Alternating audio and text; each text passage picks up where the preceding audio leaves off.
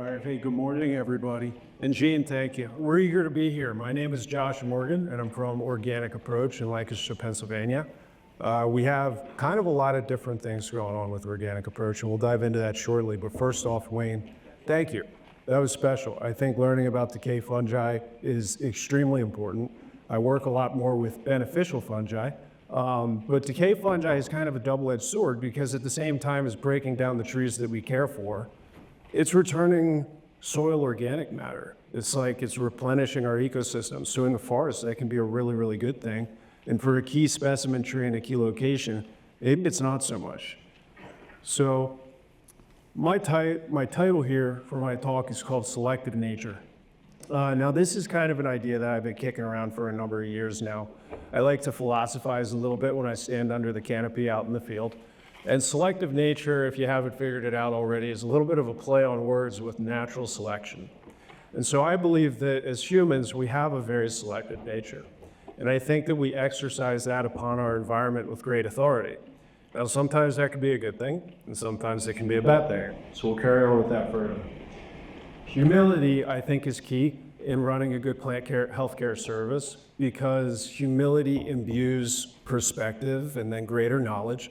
So when we can kind of separate ourselves a little bit from just like honing in on a very specific symptom and only attacking that symptom and walking through the world with our eyes wide open and looking at the general ecosystem as a whole, that really plays into making us a better plant healthcare applicator.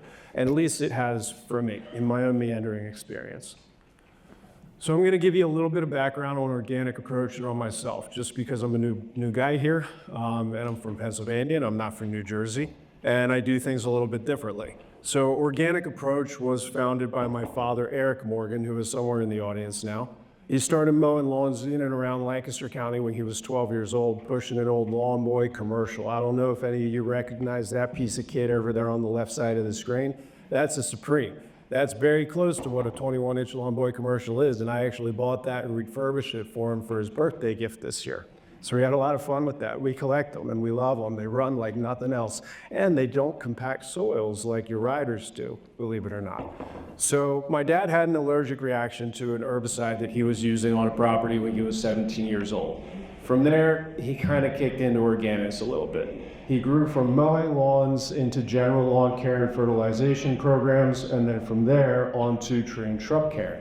So my dad became an arborist. He started doing tree and shrub care all around Lancaster County for the people that he was mowing lawns for as a kid.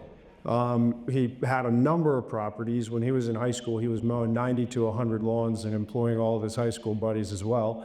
And he was probably the richest kid on the block because he would be able to go down to the store and get himself whatever kind of candy he wanted, or eventually was able to buy himself an old Jeep CJ7. So that was a good life. Now, it took a lot of hard work to get from there to where we are today. But we began distributing products for the green industry in like the 1990s for different organic companies and so forth. The market hadn't really totally caught up yet because everything was still quite conventional.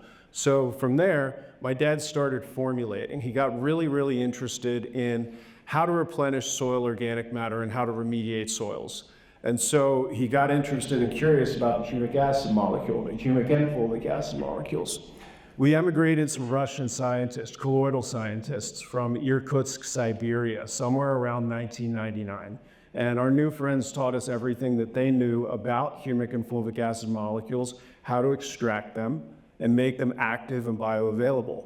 Humic and fulvic acid molecules are some of the most carbon complex molecules on Earth. They are extremely viable for soil remediation purposes, and they're also a very good beneficial food substrate for all of your good fungi and good bacteria in soil ecosystems.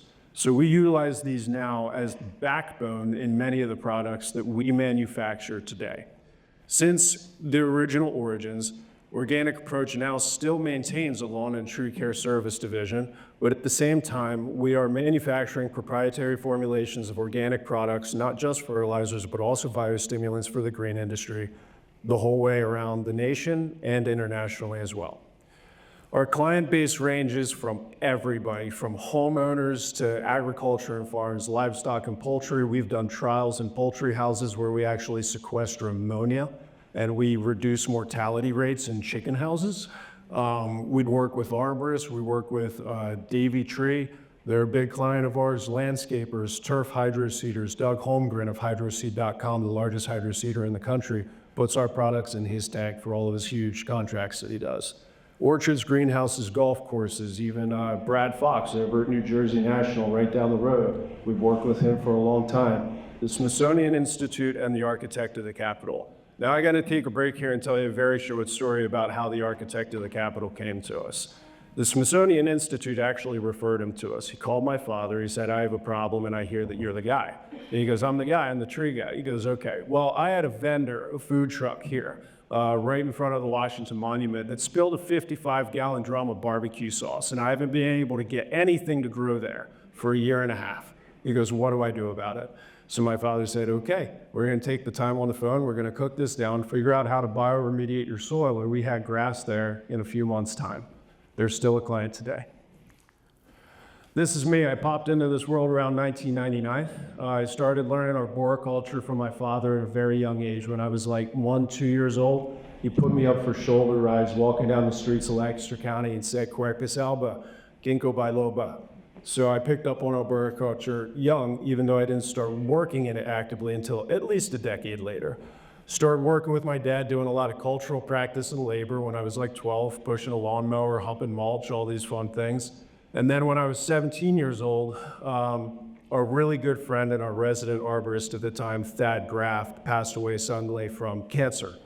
And I had to pick up after him. Now, Thad was the kind of guy, I don't know if you know anybody like this, but where like he'll walk out and just put his hand on a tree and somehow know what's wrong with it. He had a gift. And I really got to learn a lot from him and from my father growing up within the company, small family business, and he was a treasure.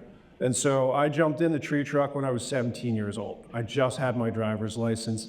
I had 600-gallon volume tank behind me, big flatbed diesel, stack of textbooks about yay high next to me on the passenger seat, and I went out into the field and trial by fire, I just figured it out. And if I had a problem and something that I didn't know, I'd call my dad. I'd pick up the phone, I'd say, talk me through this. I think this is a crepe myrtle, but I'm not sure. And so I learned the hard way. I ended up going to college at Washington College. I was an environmental studies major. There's not as many trees on the eastern shore of Maryland as there is flat ground and agriculture and crops. But there is the Chesapeake Bay. I got really into fishing, ended up studying a lot of aquaculture, sort of stayed in the natural world, but started seeing it through a very different perspective. After college, I went out and became a fly fishing guide, and I got to work with people from all walks of life in my boat every day. Ended up coming home after I scratched the itch to fish, and came back to pick up my plant healthcare service and my tree care contracts. I came back at it with a different perspective, and I realized how important perspective was. Because when I was out in Wyoming, I saw all the Medicine Bow National Forest being destroyed by the pine bark beetle.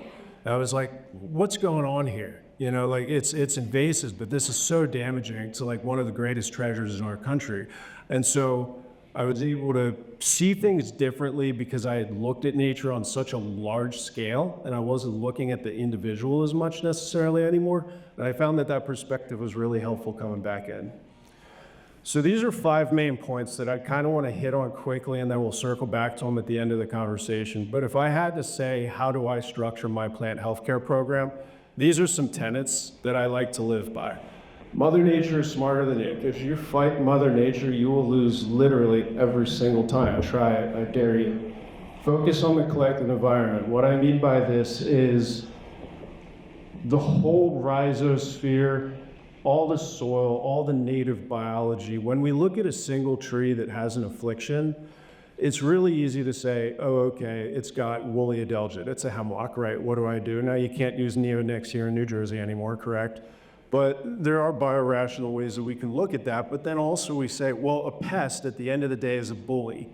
So a lot of times having a pest or a disease issue is actually the indication of an underlying issue in the environment that made the trees stressed in the first place, because bullies like to pick on the weak. You never see a bully in middle school go up and pick on a linebacker from the football team, right? So I believe that's true. Ask why. Keep a childhood curiosity, because if you're not learning, you're not growing, and if you're not growing, you're dying. Teach a man to fish. Talk with your clientele. Tell them why you're doing what they're doing. If they don't understand it, come up with an answer. If you don't have an answer, go find one. It's going to sharpen your tack and just make you a better applicator at the end of the day. And then work yourself out of a job. This one's key. I have a short story about it.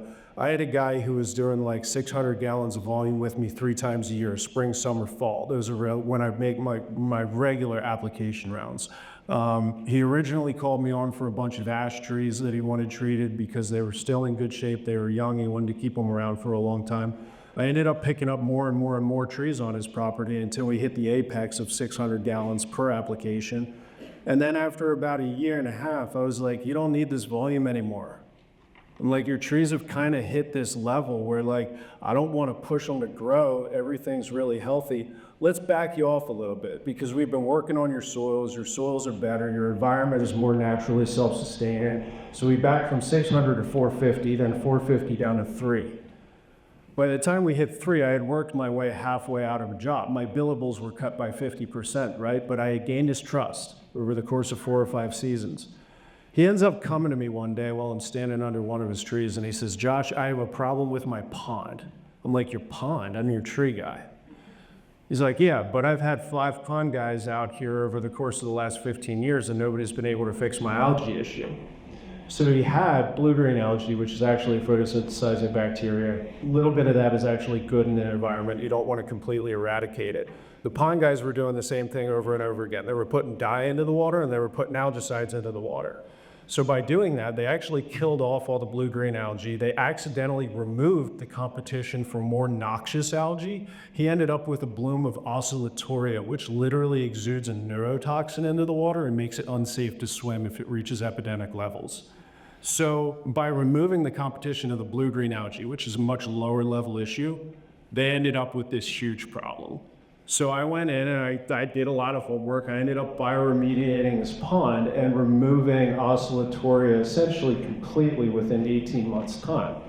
The only reason I was able to do that was because I was curious and because I didn't just look directly at the problem, I looked at the underlying issue, which in this case was there was too much phosphorus loading from agriculture because he was pumping water out of his stream, et cetera, et cetera.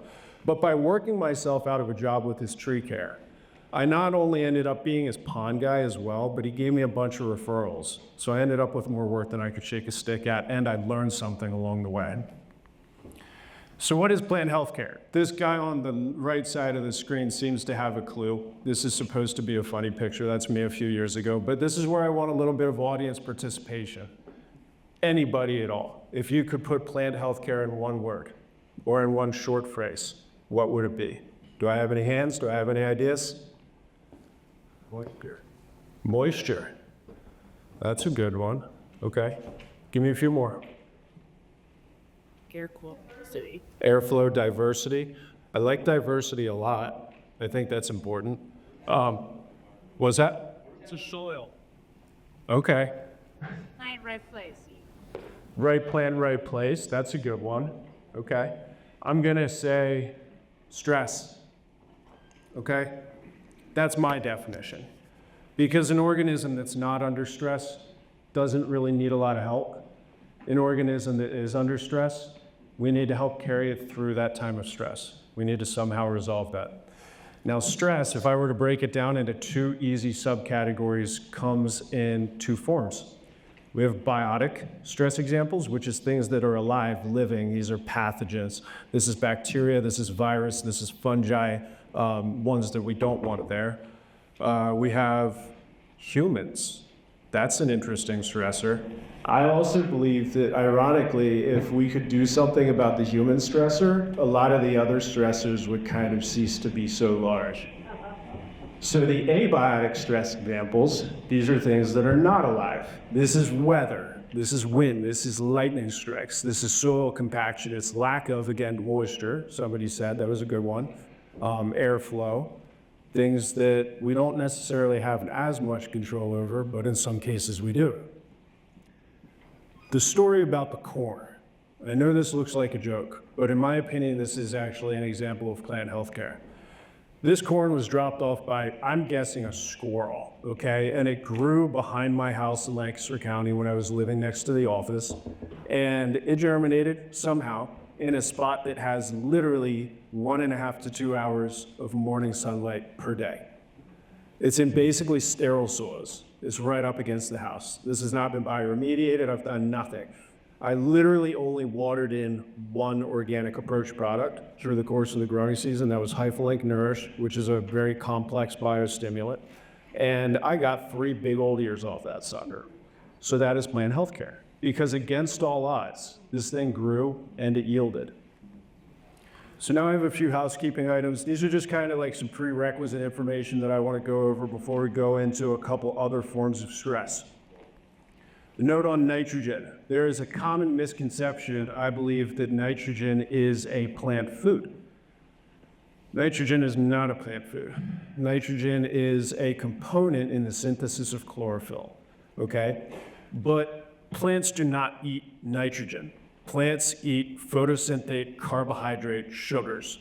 So things like micro and macronutrients and trace elements, and these are all composition elements of chlorophyll, but if the leaf is the kitchen, and if the chlorophyll and chloroplasts are the cooks, then the sugar that the plant produces by smashing water, carbon dioxide, and sunlight together is the cake. That is the food. So nitrogen is only one component. The historical context here of how this came around, synthetic nitrogen specifically, is back during World War II, we were using ammonia nitrate to make munitions, okay? And then all of a sudden the war ended, and a bunch of people were gonna be out of a job. And so some genius came up and said, well, you know what? Synthetic nitrogen, ammonium nitrate, make corn green, make corn grow. And all of a sudden, it instantly solved the food availability issue for a growing post-war population. Makes sense, okay? But there's some problems with this. Nitrogen, ammonium nitrate specifically, and what we use the synthetic varieties of in plant healthcare, it is a salt. At its core nature, it is a salt. So I don't know if any of you are a sadistic kid like me, but what happens if you pour salt on a slug? It desiccates it. It instantly shrivels up and dies. It sucks all the moisture out of its tissue. So what happens if over and over and over again, many seasons, many recurring applications, you put salt on the soil? You desiccate the microbiology in the soil. The microbiology in the soil is essentially the immune system for the tree. It's just like the microbiology in your gut. So we need to have all this beneficial flora and fauna to be able to cycle the nutritional elements that we eat, that we put in, to make them more bioavailable so that we can use them for cellular growth. By killing off the immune system of the gut, by killing off the native soil microbiology, you're left with essentially a sterile ecosystem where the tree is no longer capable of supporting itself. And in turn, you engage these addiction cycles where you have to continually make repeated applications of synthetic macronutrients just to be able to keep it green and keep it growing. And then you end up with other problems down the line like pest and disease issues as well because you have a chronically stressed tree. The antithesis of this is the humic and fulvic acid molecules. So again, going back to how they're some of the most largest complex carbon molecules known to man. Humic and fulvic acid molecules are very important because they are more than 60% naturally occurring carbon. Carbon is the greatest beneficial microbial food substrate that we have. It is what good fungi like to eat. If you feed sugar, you will grow pathogens. If you feed carbon and organic matter, you will grow beneficial organisms. So there's 2 key benefits of humic and fulvic acid molecules. The first is chelation. So chelation has to do with all the open ionic bonding sites on this molecule that basically are capable of interacting with other components in the environment. We're going to say micro, macronutrients, trace elements, etc. So what they do is they bind to them, they change their chemical structure from a form that is inert to a form that is available. We're familiar with this with chelated iron, which we might put down if we need to get iron into a tree. If you just go and put your cast iron pan at the bottom of a tree, it's not chelated. It's not going to do anything. It can't get. But if you put chelated iron down, it's a little bit more bioavailable. So these molecules are responsible for doing that for all the nutritional components that are already in the soil. The second is sequestration. So humic and fulvic acid, you can actually sequester carbon dioxide from the environment, which in turn adds more organic carbon from the atmosphere into the soil. On top of that, it can bind up toxins. It kind of like locks them up and throws away the key. So if the toxins are in the soil, they're just inactive and they can't do as much harm as they otherwise could have. We're going to talk about materials and methods a little bit. My tree spray rig, super simple. I have a 300-gallon spray tank and a Brymar dump trailer with a little bit of rust on it. And I have a Hypro D403 spray pump and a Honda GX160 motor, 300 foot of hose. I've got a soil probe for injecting. I've got a drench gun for foliar work and root drenching, and I've got a JD9 gun if I got to reach up a little bit. Other than that, I've got a granular spreader so I can spread granular materials around the rhizosphere. We do a little bit of lawn practice too, and they kind of go hand in hand, lawn and tree care at the end of the day. And then I run some backpack sprayers as well. So kicking into abiotic and biotic stress examples, I want to kind of skip across the wave tops and cherry pick a few of these just so that we can say, okay, this is something that I may encounter out in my plant healthcare environment in the field. How does organic approach deal with this? How do we look more in depth with the process? First one is this. Everybody sees this all over the place, soil compaction. A lot of us work in urban and suburban environments, okay? And maybe it's not the forest floor, to say the least. So when you compress the microbiology in soil, you essentially make it non-living. It becomes dirt. This is an issue. So we have less aeration. We have less moisture, water availability, which in turn leads to drought stress. And roots stay shallow when water does hit, when it rains. Instead of that water perking deeply, it hits the soil and it just runs off. And so if all the water that's ever available is constantly on the surface of the soil, then roots are going to be trained up. I call this putting the carrot in front of the donkey. So if you don't have deep water, and if you don't have the availability of the micro and macro core space in these loose organic soils where roots need to be able to dive, then they're going to train hydrotropism. They look for the water, they run across the top. This makes them susceptible. This makes them completely susceptible to more drought stress for sure, getting nicked by mower blades, creating wounds where pathogens can get in. There's a couple ways we can solve this. Conventionally, we use plug aerators, right? So yeah, this has been a thing for a long time. Plug aeration, it's a mechanical method of short-term increasing the surface area that's available to the atmosphere. So in a sense, it can work a little bit. I have an issue with how heavy this equipment is, truthfully, because I think that running heavy equipment like riding mowers and plug aerators is what kind of creates a lot of compaction in the first place. But that goes back to the human stress element. So you can also do some air spade work. You can air spade up the rhizosphere. You can maybe back mulch with a little bit of like high quality organic compost or something. That's a hybrid solution.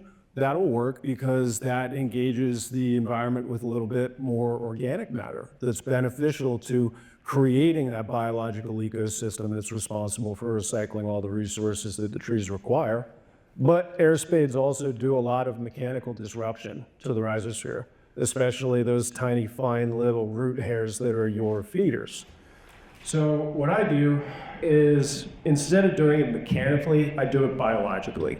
So this is a nod-to-one organic approach product that we have. This is a granular material. We sell it in a 45-pound bag. Finesse GVH. This stands for granular vermihumus, meaning it has humic in it, and it has worm droppings in it.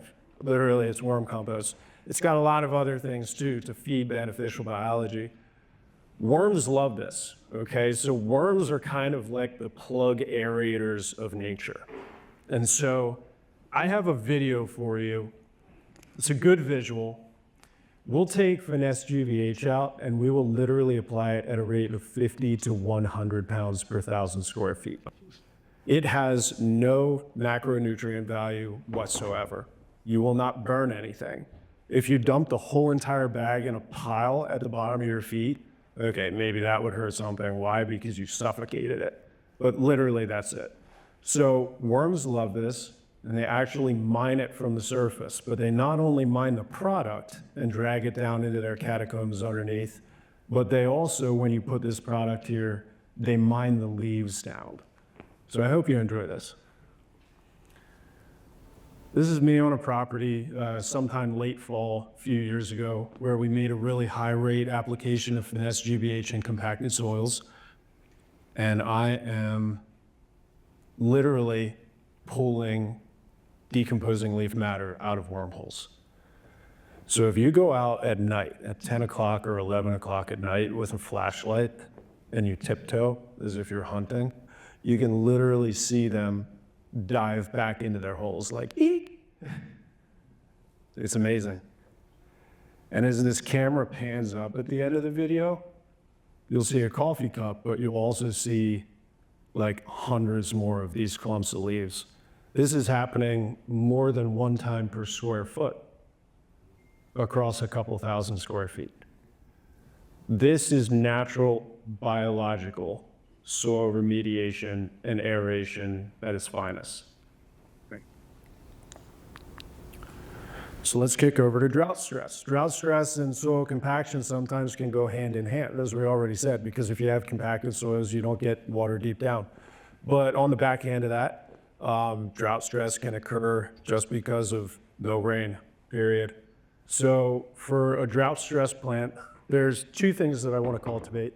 I want to cultivate all of the soil microbiology, but I also want to focus a little bit on mycorrhizal, which Wayne kind of put a nod to at the beginning of his conversation. So mycorrhizal fungi, they're fungi that form symbiotic relationships with roots. What I mean by that is they literally connect to the root in two ways. There's endomycorrhizae and ectomycorrhizae. Those come from Greek root words, ironically root words, endos and ectos, meaning outside and inside. So endomycorrhizae and ectomycorrhizae, they sporulate, which is kind of like how a fungus might germinate out of the spore. And then they will attach to the root and they grow these long filamentous hyphae, those white strands that you might see on like the front label of some sort of organic product.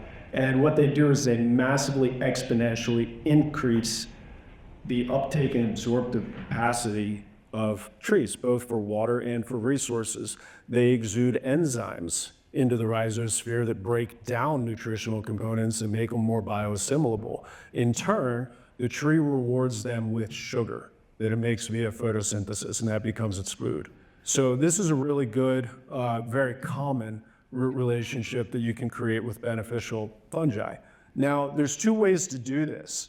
One, we can introduce an inoculum. So we can actually take endomycorrhizal and ectomycorrhizal spores and we can put them down on the soil and we can say, there, those are going to interact with the tree. But if you don't already have good soils, there's not a high likelihood that all those spores that you put down are going to thrive. A lot of them might die out. So you may have very diminishing returns from actually using only an inoculum and a beneficial package in soils that are already compacted or challenged. So instead, why don't we just feed all of the native mycorrhizal fungi that already exist in the system? Because even though you can darn near kill a soil off, you really, really, really hard to kill it 100%. So there's always a little bit of that biology there, and as long as you give it the food that it craves, it will come back. So I err on the side of bolstering the native populations a lot more than I err on the side of using an inoculum. So I look to a product called Hyphalink Nourish. We have a couple different formulations of this. It's another OA product. This is what we would call kind of colloquially a biostimulant. Contains humic and fulvic acids, contains seaweed extract, contains micronutrients, copper, zinc, iron, manganese, the list goes on, and it contains other beneficial microbial food substrates. So this is a soluble powder. 1 pound of this makes 50 to 100 gallons of spray mix. You can literally just chunk it in your tank and go. You can take a tablespoon, you can put it in a watering can, you can do a hand drench. You can use it in your garden, you can use it for foliar work, or you can deep root inject it. The versatility is endless. And this, on a hot day in mid-July for a drought stress tree, this is a stress reducer. And this product is the backbone of every single tank mix that I take out in the field, no matter what season. I just tweak the rates, add a couple other things, and away I go.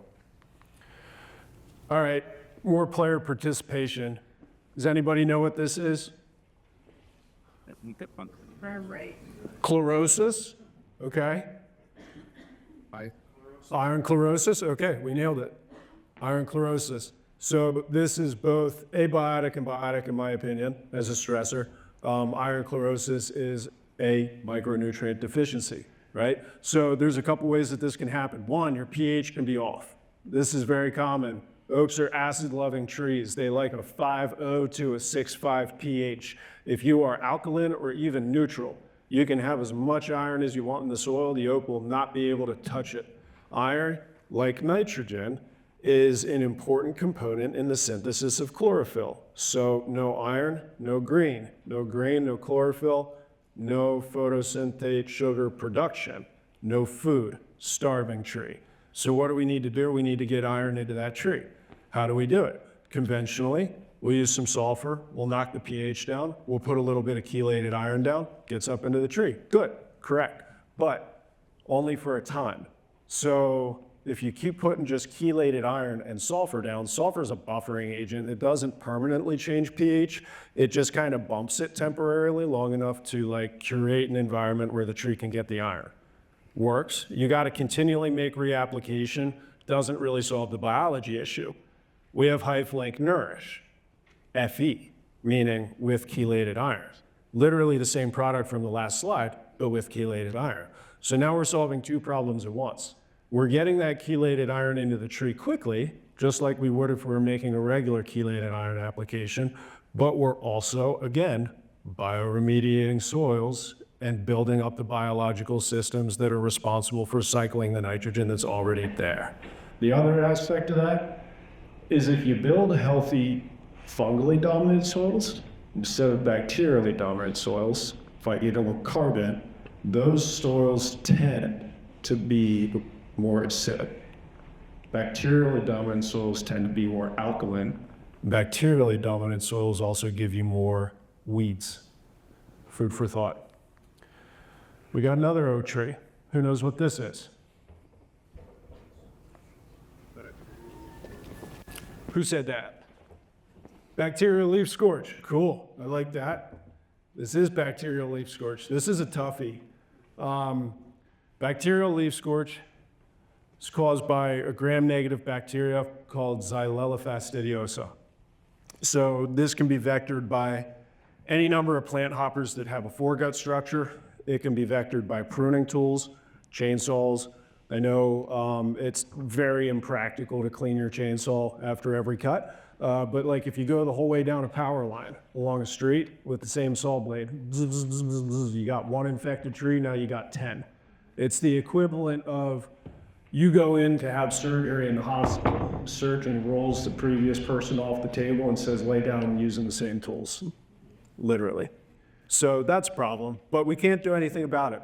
So if we can't eradicate the pathogen, and if we can't eradicate the vectors of the pathogen from the ecosystem, then how do we handle it?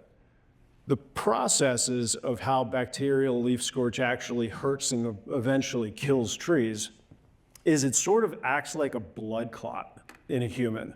So as the bacteria gets into the tree, and the growing season comes on, temperatures, they get hotter, the tree starts producing more sugar, the bacteria starts robbing some of the sugar from the tree. It lives inside the vascular tissue, inside the xylem. That's Xylella fastidiosa. So as the populations of the bacteria increase, it forms masses. These masses get larger and larger, kind of like plaque building up in arteries. Eventually, it will completely occlude the transport mechanism between the shoots and the roots, which essentially hijacks the tree's main life function. So I have some protocols on how I handle this. There's a lot of people that'll be able to add to this, I have to say that. A lot of this comes from, again, my own experience, but I have had some success with this disease. I have kind of a 5-step program. Number one is early identification. If you catch this too late, don't have your homeowner spend their money, okay? Like there is a threshold with bacterial leaf scorch where it's just gotta be cut down. And for a lot of people, that's pretty early because they don't necessarily know how to handle it. Early identification gives you power because you can start off on a strong foot. For identification of bacterial leaf scorch, I'm not just talking visual. I do not think that visually you can look at a tree and tell a homeowner to spend thousands of dollars to either treat it or cut it down. I think that's irresponsible and malpractice. So we need tissue samples. I like to wait until the visual onset of symptoms, which depending on the seasonality and the condition of the tree could be anywhere from like July through September. But once you start seeing that scorch show up, which usually goes from the top of the tree down and the outside in, then you want to go and you want to collect leaf tissue. You want leaf tissue that is visually scorched. Bonus points if it's got a blackened petiole, because that is a very high likelihood that that pathogen is active in the petiole of that tree. Make sure if you're in a development that has a bunch of other oak trees down the road, you don't just go around and pick one up off the ground, because the wind could have blown it over from a neighboring tree an eighth of a mile away. I like to go up with a pair of pole trimmers, maybe a ladder, take something right off that tree. Send it off to the lab so they can isolate the pathogen. If it comes back with a positive test result, you say, okay, it's only September. I have some time before next season. Let's put a program together. So from that point, I would talk with the homeowner and I would say, okay, this is how far I think the disease has progressed in your tree. This is how far the dieback is so far. Maybe it's bad, maybe it's not that bad. If it's not that bad, I think we should try to treat it. So after early identification, we're going to go into cultural practices. This is something that you can do instantly right after your identification, because you're going into fall. Fall is a really, really good time to do soil work. It's a good time to do bed expansions. It's a good time to remove turf from underneath your tree, which is competition. Again, if we have any form of stress in a tree, competition is an additional stress. So if we pull that turf back, we ensure that it's not competing with the tree for the roots, the nutrients that it has available to it. I will mulch a bed around the tree. The bigger you can make a bed, the better. Root run is not 6 feet around a tree. It also is not out to the drip line like many people think. In good soils, it extends well beyond the drip line. I don't know if you've ever cut down a native honey locust or seen one cut down, but you'll be mowing suckers out of the yard for the whole following season that literally will reach 2.5 to 3 times the distance that the drip line of the tree did. Root run can be big. So put mulch down, but not necessarily just mulch. I like leaf compost. The reason why, mulch binds up fertility ingredients that you try to apply to the tree. It also can kind of help foster some decay organisms in some cases, depending on if you use too much. Leaf compost, highly available organic matter, breaks down faster, helps bioremediate soils passively while you're not on that property. After that, I will kick into strategic fertility. What I mean by this is timing. Timing is everything when you are going to actually make a fertilization application to a bacterial leaf scorch patient. The reason why is you do not want it to grow in the summertime while the pathogen is growing. You do not want it to grow when it is under drought stress. You do not want it to grow when it is under disease stress, because if you try to make it grow when it shouldn't be growing, it is literally just wasting its very valuable energy that it already has so little of. So what we're trying to do is we're trying to make the energy that the tree has be utilized as efficiently as it possibly can be. So I will go out there with high quality organic fertility ingredients, something like fish hydrolysate or our Hyphlink Encourage, which is actually a soluble powder organic fertilizer product. And I will hit it in late fall with a deep root feed, or at the latest early spring. The reason why is I want all that fertility to be decomposed by the microbiology in the soil over the winter, made bioavailable so that it's right there, ready to go as soon as that tree is breaking bud in the spring. I want to help it through its initial growth phase before the pathogen growth is able to catch up with it later in the growing season. If we get leaves to expand fully and harden off by the time hot summer temperatures and pathogen growth are setting in, then we're perfect. That's it. In the spring, I'll come back with biostimulants and stress reduction materials. And in the summertime, we'll do the same thing again. I'm not fertilizing it during the growing season. I'm letting it cool its heels. I'm increasing its vitality with organic matter. After that, I will absolutely reach for oxytetracycline, the antibiotic. I get mine from Rainbow. I do think that it's very important. I do not necessarily think that it's a cure. I don't think that there's a one-stop shop for bacterial leaf scorch. I think that it's a comprehensive approach. I have seen great success with oxytetracycline. It's Backstat in particular that I use. You wire up a tree. This tree we call Big Red. It's a big red oak in Millersville, which is just south of our office location. I've been working with this one for like 6 or 7 years, I believe. There's also another tree that I have that's doing extremely well that was originally diagnosed with BLS in 2009, and it's still doing great. So Backstat's good. Now timing, again, timing is everything. So when I hit this, the mode of the antibiotic is that it has to actually get to the bacteria to be effective, right? And so if the bacteria are already occluding the vascular tissue later in the season and the transport is already compromised, then how are you going to get 300 milliliters of your active ingredient all the way 55, 60 feet up in the air? It's not going to happen because your transport structures are already collapsing. So you want to hit it right as soon as the leaf fully stretches out and hardens off. For me, in my location, it's the first week of June. The reason why, that is the apex of when that tree is moving the most water of the whole season, and I can ensure a viable application, at least to the best of my ability. That's my comprehensive, like, 5-step bacterial leaf scorch program. I think it works decently well. I don't cure a tree. I certainly don't do it in a season. My hypothesis is that basically we're trying to be able to get the tree to outgrow the pathogen by suppressing it for enough growing seasons that we put on good, healthy new tissue. The old tissue that was heavily diseased is slowly becoming compartmentalized, and maybe someday it can become a distant memory. So this is not a cure. It's kind of like putting cancer into remission, if that makes sense, at least in my opinion. I left my remote over here. So I have one more for you, and I think you're going to hear more on this later today. Beech leaf disease. You alluded to it as well, Wayne. This is one that honestly I don't know a lot about, okay? So what I'm going to bring before everybody in the audience is an idea more than anything. Beech leaf disease, again, nematode lives inside the leaf tissue, the petiole, the bud, the dormant bud. As the egg pops and the nematode gestates, it destroys cells at the cellular level, which is why you see the banding when the leaves do unfurl. I personally have seen one tree that had beech leaf disease that, like, the leaves came out and they fell off within like 4 weeks. Like, it just completely collapsed so fast. I was blown away. I didn't have any time. There was nothing that I could do. And that was humbling. I was like, what is this? This is a real creature rearing its ugly head in the environment.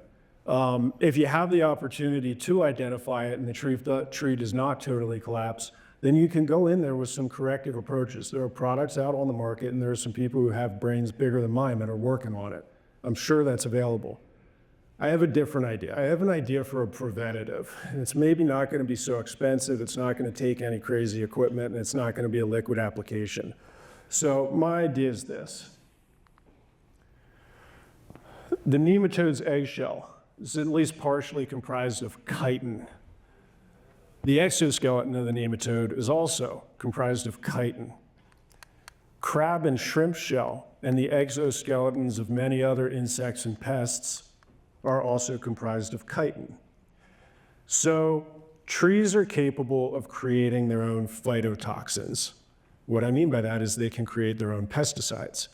But in order to be able to do so, they have to receive a cue from the environment. So we have seen success with this, not specifically with beech leaf disease because I haven't had the opportunity to try it yet, but with other pests. We have seen success greatly in suppression. And again, as a preventative, not as a corrective approach after identification, because with this disease specifically, you might not have time. So if we take a whole bunch of crab and shrimp shell, which we have over at Organic Approach, I mean, it's a refuse product, it's a waste product from all the docks that you have in New Jersey and up and down the whole East Coast. You take this crab and shrimp shell, you spread it around the base of the tree. It has the benefit of giving you some added calcium. It actually has like a little bit of a fertility value to it. But what we're really looking for is we're looking for the chitin that's in that crab and shrimp shell. Because if we put that chitin around the base of the tree says, chitin, there's a pest here. And then the tree starts producing an enzyme called chitinase. And if the tree starts producing chitinase enzyme in a high enough quantity that it can disrupt the formation of the eggshell and the gestation of the nematode, then maybe you head it off before you have an epidemic problem. So I think an ounce of prevention is worth a pound of cure. And I think this is at least worth trying, maybe even a little grant money someday. In summary, final reflections here. We really only covered the tip of the iceberg. It was very challenging for me to cherry pick a couple stressors that I wanted to talk about. We could do this all day. I would love to. Education and collaboration, big deal. 5 main points. Nature knows best. Ecosystem first. It's all about diversity. It's all about the beneficial microbiology in the soil. That's the immune system of the tree. We got to prop that up. Ask why, solve root problems instead of masking symptoms. Don't just treat the individual, treat the disease, which is the root cause. And then teach others. We always got to be talking with each other, because if we're not, then we're not sharpening our saw. And there's a couple things that I said today that I do not have case studies for. This is somewhat conjecture, and that should be clear. But I think that it's worth looking into a little bit more, because it makes me better and it makes you better. And then work yourself out of a job. That one speaks for itself. So here's a little bit of my business card. I'm sorry, it's blown up on the other side. There's been some QR codes throughout the course of the talk. I have a blog called plantsoilhealth.com. I have been busy lately. I haven't been writing as many as I should, but I used to. There's some interesting things on there. This QR code on the far right links to the blog. It actually links directly to the video page. If you're interested in learning more about Organic Approach and what we do, I would highly encourage you watch the Organic Approach story video. That one highlights my father and his whole trajectory of, how we got here basically and how it all started. But it's really good, and it'll show you who we are. And then the one on the left takes you directly to the Organic Approach website. They backlink to each other. There's a lot of information out there between the blog and the videos, but at the end of the day, if you have any extra questions or if you have a serious problem on your hands, we're more than happy to spend 3 or 4 hours on the phone with you, myself and my father. That's how we've always done business. We don't really advertise. We just try to help people when they come to us, period. So my name is Josh Morgan from Organic Approach. My name is Organic Approach. I thank you very much for your time. I really hope you got something out of this today. I enjoyed it.